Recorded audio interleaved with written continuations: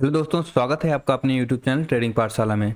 चलिए देख लेते हैं कल मार्केट कहाँ मोमेंटम कर सकता है और उसके पीछे का लॉजिक क्या है। अगर आप यहाँ पर देखेंगे तो अभी एक लोअर हाइस का फॉर्मेशन हो चुका है ये।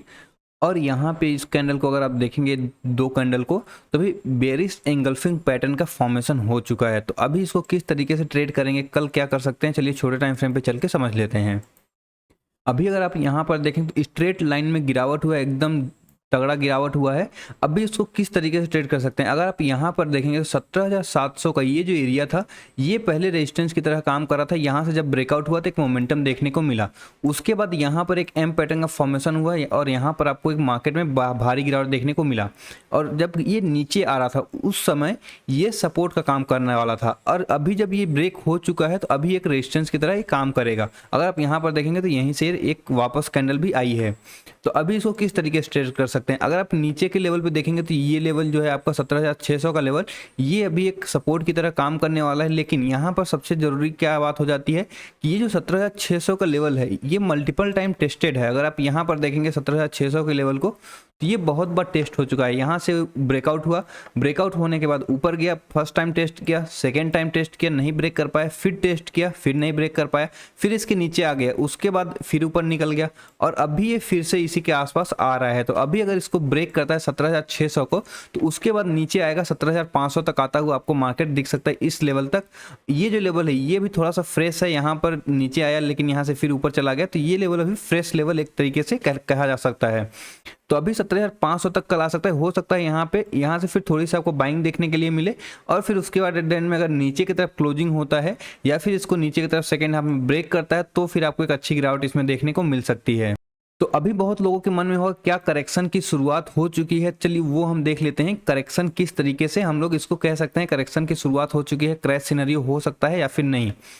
तो अभी जब तक ये लेवल क्रॉस नहीं होता है 17,250, जब तक ये नीचे की तरफ क्रॉस नहीं करता है मार्केट, तब तक यहाँ पे कोई क्रैश व्रैश नहीं आने वाला है। अभी ये छोटा मोटा करेक्शन आता रहेगा, मार्केट जब भी ऊपर जाता है तो छोटे मोटे करेक्शन आते रहते हैं। या फिर हो सकता है ये एक रेंज बना ले, 17,250 से लेकर 18,000 तक का एक बड़ा रेंज हो सकता है बनाए, और इसी रेंज में आपको ट्रेड करता हुआ देखिए आने वाले समय में 2-4-6 महीने में अगर ऊपर क्रॉस करेगा तो एक अच्छा हेल्दी ब्रेकआउट देखने को मिलेगा।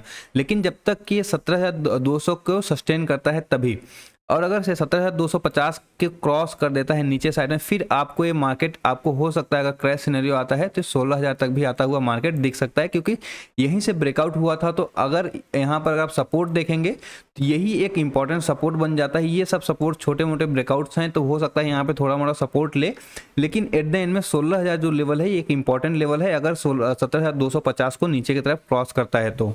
अभी चलिए देख लेते हैं बैंक निफ्टी में क्या पॉसिबिलिटी बन रही है और हम बैंक निफ्टी को किस तरीके से ट्रेड कर सकते हैं। अगर आप यहाँ पर भी देखेंगे तो यहाँ पर भी सेम टाइप का पैटर्न फॉर्म हुआ है, यहाँ पर बेरिश एंगल्फिंग पैटर्न का फॉर्मेशन हुआ है। और अगर इसको देखेंगे ध्यान से, थोड़ा सा मैं जूम इन करता हूँ तो आपको थोड़ा सही से दिखेगा। अगर आप इसको देखेंगे तो यहाँ पर ये जो 37,000 का लेवल है ये एक इंपॉर्टेंट सपोर्ट की तरह काम कर रहा है।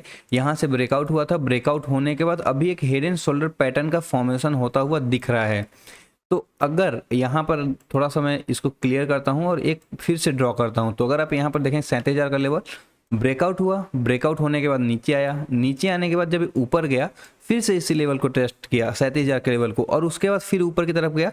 और अगर आप यहाँ पर देखें तो कल हम लोग बात कर रहे थे ये जो लेवल है ये एक इंपॉर्टेंट लेवल की तरह काम करने वाला है, यहाँ से हो सकता है फिर से गिरावट देखने को मिले।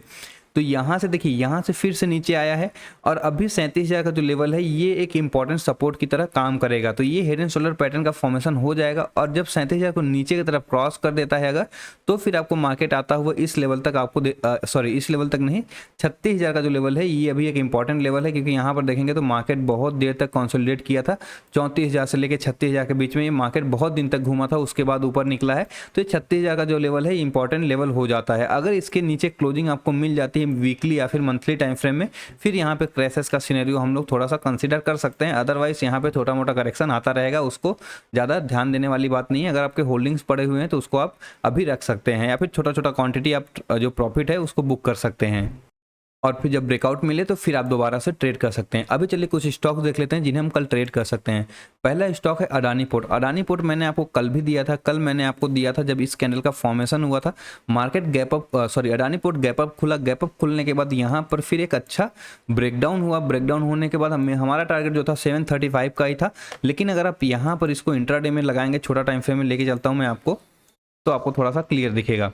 यहाँ पर अगर आप देखेंगे तो ये ब्रेकडाउन होने के बाद, ये लेवल ब्रेकडाउन होने के बाद यहाँ पर हम लोगों ने प्लान किया था 743-42 के आसपास हम लोग इसको सेल करेंगे। और यहाँ पर ये जब नीचे आया, नीचे आने के बाद जब इसको रिटेस्ट किया, फिर नीचे की तरफ आने लगा, तो 742 पे यहाँ पे सेल बना।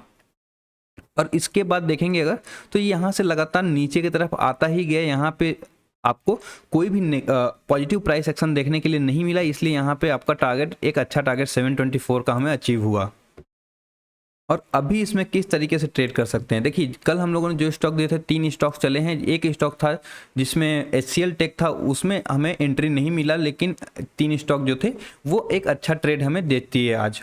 अभी अगर आप देखेंगे तो जो 724 का एरिया है, ये एक इंपॉर्टेंट सपोर्ट हुआ करता था, ये भी ब्रेक हो चुका है। लेकिन प्रॉब्लम यहाँ पर क्या है कि जिस तरीके से अगर आप यहाँ पर देखेंगे तो यहाँ पे बहुत लंबा गिरावट हुआ, यहाँ पर लंबा गिरावट हुआ।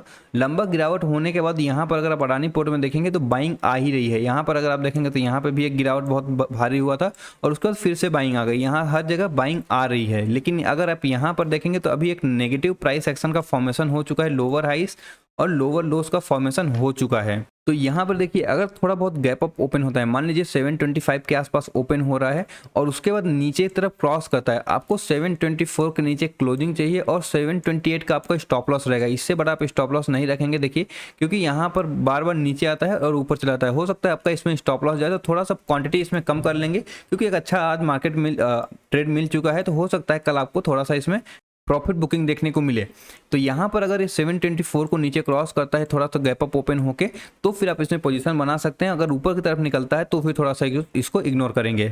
अगला स्टॉक है टाइटन। टाइटन भी हम लोगों ने सेल करने के लिए रखा है। अगर आप यहाँ पर देखेंगे तो ये ब्रेकआउट हुआ, ब्रेकआउट होने के बाद मार्केट होल्ड किया, होल्ड करने के बाद फिर से ब्रेकआउट हुआ, लेकिन यहाँ पर इसको फॉलो थ्रू नहीं मिला, 2200 के ऊपर इसने क्लोजिंग नहीं दे पाया।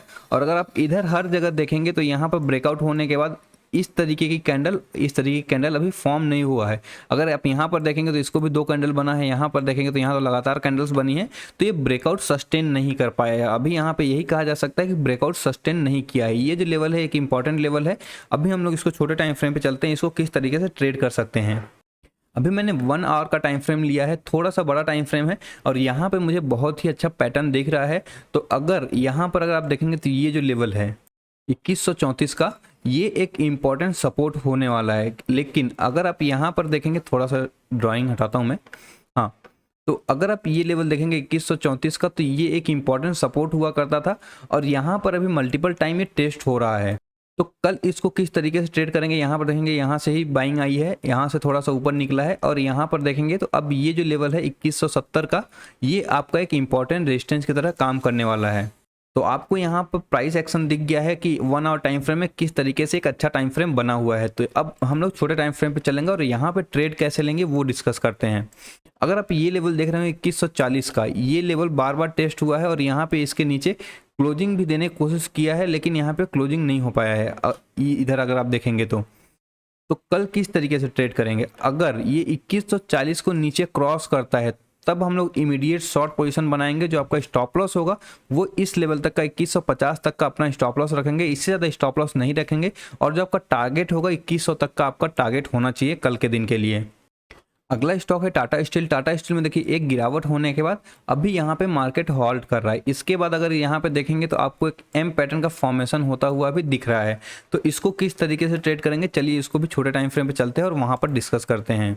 यहाँ पर भी मैं आपको 1 आवर टाइम फ्रेम में थोड़ा सा प्राइस एक्शन दिखाना चाह रहा हूँ। थोड़ा सा यहाँ पर अगर आप ध्यान देंगे तो यहाँ पर एक रेंज दिख रहा होगा आपको, रेंज ब्रेकआउट हुआ, ब्रेकआउट होने के बाद इस लेवल से फिर से यहाँ पे रिजेक्शन आ गया। अभी यहाँ पे थोड़ा सा हमारे पास बड़ा स्टॉप लॉस है, तो कल के दिन में हम लोग क्या करेंगे, पहला टारगेट जो होगा 2160 तक का रखेंगे। यहाँ पर अगर आपको दिख रहा होगा तो ये जो लेवल है टेस्ट अभी फ्रेश लेवल है, यहाँ पर ज़्यादा टेस्ट नहीं हुआ है, तो हो सकता है 2160 के आने के बाद थोड़ा सा रिवर्सल दिखे, फिर यहाँ से अगर प्राइस एक्शन दिखता है तो फिर दोबारा इसको शॉर्ट कर सकते हैं आप। और इसके बाद जो टारगेट होगा आपका 1230 तक का टारगेट यहाँ पर आप देख सकते हैं। 15 मिनट का टाइम फ्रेम लगा लेते हैं। यहाँ पर थोड़ा सा डिस्कस करते हैं कि स्टॉप लॉस आपका क्या होगा अगर आप एंट्री इसमें लेते हैं। तो थोड़ा सा इसको मैं छोटा करता हूँ। तो यहाँ पर भी आपको अगर दिख रहा होगा तो यहाँ से एक बहुत बड़ी गिरावट है ये, ठीक है। इसमें कोई रिट्रेसमेंट, बड़ा रिट्रेसमेंट देखने के लिए नहीं मिला है। तो अगर ये इसको क्रॉस करता है, 1270 को क्रॉस करता है नीचे के साइड में, तो फिर आप इमीडिएट शॉर्ट पोजीशन बनाएंगे। और थोड़ा सा यहाँ पे जो आपका स्टॉप लॉस होगा थोड़ा सा बड़ा है, यहाँ पर 1285 तक का आपको स्टॉप लॉस रखना पड़ेगा। हो सकता है अगर यहाँ पे कोई आपको स्विंग देखने को मिले, अगर यहाँ से क्रॉस करता है नीचे आता है और फिर यहाँ पे कोई स्विंग देखने को मिलता है, आप तो यहाँ स्विंग हाई के ऊपर अपना स्टॉप लॉस लगा सकते हैं। अगला स्टॉक है हिंदुस्तान यूनिलीवर। हिंदुस्तान यूनिलीवर अगर आप यहाँ पे देख पा रहे होंगे 2720 का जो लेवल है, यहाँ पे एक एम पैटर्न का फॉर्मेशन हुआ था। इसके बाद ये नीचे ब्रेकडाउन हुआ। ब्रेकडाउन होने के बाद यहाँ पे कंसोलिडेट कर रहा था, आज ऊपर जाने के लिए कोशिश किया, लेकिन यहाँ पे फिर से लास्ट सेकेंड आवर में यहाँ पे सेलिंग आ गई। अभी इसको हम लोग छोटे टाइम फ्रेम पे चलेंगे, वहाँ पे थोड़ा एनालाइज करेंगे किस तरीके से इसमें हम लोग एंट्री कर सकते हैं। देखिए इसमें भी अगर आप 1 आवर टाइम फ्रेम में देखेंगे तो यहाँ पर एक अच्छा रेंज का फॉर्मेशन हुआ है। अगर इसको देखेंगे तो यहाँ पर एक अच्छा रेंज का फॉर्मेशन हुआ है। अगर नीचे की तरफ ब्रेकडाउन होता है फिर से, तो आपको एक अच्छा ट्रेड इसमें मिल सकता है। यहाँ पे छोटे टाइम फ्रेम में चलेंगे और यहाँ पर हम लोग एंट्री एग्जिट डिस्कस करेंगे। तो यहाँ पर अगर एक 2680 को इसको क्रॉस करता है तो आप इमीडिएट शॉर्ट करेंगे, और जब का स्टॉप लॉस होगा मैक्सिमम आप 2700 तक का स्टॉप लॉस रखेंगे, सेफ रहेगा। और अगर यहाँ पे फिर प्राइस एक्शन नेगेटिव बनता जाता है, आपको कोई स्विंग लॉस मिलते जाते हैं, तो फिर आप वहाँ पे अपना जो है स्टॉप लॉस ट्रेल करते जाएंगे। अगर 1 आवर टाइम फ्रेम में हम लोग देखेंगे तो इसके बाद का जो टारगेट बनता है वो हमारा टारगेट बनता है इस लेवल का 2650 का। अगर यहाँ पर देखेंगे तो यहाँ पर बहुत देर तक मार्केट होल्ड किया था, इसके बाद यहाँ से ब्रेकआउट हुआ था। तो ये जो लेवल है 2650 का, ये आपका टारगेट होना चाहिए इंट्राडे के लिए। अगर यहाँ से आपको कोई नेगेटिव प्राइस एक्शन दिखता है तो आप स्टॉप लॉस ट्रेल करते जाइए, प्रॉफिट लेने में कोई नुकसान नहीं है। अगला स्टॉक है डाबर। डाबर अगर आप देखेंगे तो यहाँ से ब्रेकआउट हुआ था। ब्रेकआउट होने के बाद यहाँ पर अगर आप देखेंगे तो फिर से ऊपर जाने की कोशिश कर रहा था, लेकिन यहाँ पे फिर से गिरावट हुआ और यहीं से ये थोड़ा सा रिवर्स हुआ। रिवर्स होने के बाद फिर से नेगेटिव अभी बन चुका है। तो अभी इसको किस तरीके से ट्रेड करेंगे, थोड़ा सा 1 आवर टाइम फ्रेम में इसको भी एनालाइज करते हैं। तो अगर यहाँ पर देखेंगे तो कल का जो लो था ये एक इंपॉर्टेंट सपोर्ट था, यहाँ से ऊपर गया और यहीं से ये थोड़ा सा नीचे आ गया। और इसका जो टारगेट होना चाहिए दोस्तों, अगर आप यहाँ पे ट्रेड इनिशिएट कैसे करेंगे, देखिए अगर ये 614 को इमीडिएट क्रॉस करता है तो आप 614 पे इमीडिएट शॉर्ट पोजीशन बना सकते हैं। एक सेकंड, अगर ये 614 को क्रॉस करता है तब इमीडिएट शॉर्ट पोजीशन बनाएंगे। जो आपका स्टॉप लॉस होगा, मैक्सिमम स्टॉप लॉस वो 620 का होना चाहिए, इससे ज़्यादा आप स्टॉप लॉस नहीं रखेंगे। या फिर इसके अलावा आप इस लेवल पे यहाँ पर अगर आप देखेंगे तो 617 या फिर 615 का भी आप 617 का यहाँ पर स्टॉप लॉस रख सकते हैं। तो अगर यहाँ पे क्रॉस करता है 614 को इमीडिएट शॉर्ट पोजीशन बनाएंगे, आपका स्टॉप लॉस 617 या फिर 620 होना चाहिए। और जो आपका टारगेट होगा वो पहला टारगेट आप इस लेवल तक रखेंगे 609 तक का, ठीक है। पहला टारगेट ये रहेगा, थोड़ा सा सेफ रहेगा। अगर यहाँ पे आपको फ्लो में मिलता है, जैसे मैंने आपको अडानी पोर्ट दिखाया, तो अगर वहाँ पे उस तरीके से पैटर्न बनता है, नीचे आता जाता है, तो फिर कोई दिक्कत नहीं है। अदरवाइज यहाँ पे पहले आपसे प्रॉफिट बुक करने की कोशिश कीजिए, उसके बाद 600 एक राउंड लेवल है, यहाँ तक आप अपना टारगेट एक्सपेक्ट कर सकते हैं। तो दोस्तों आज के लिए बस इतना ही। आशा करता हूँ इस वीडियो में कुछ नया सीखने को मिला होगा। वीडियो अच्छा लगा हो तो वीडियो को लाइक जरूर करें, अपने दोस्तों के साथ शेयर करें और चैनल को सब्सक्राइब कर लें। थैंक यू, धन्यवाद, जय हिंद।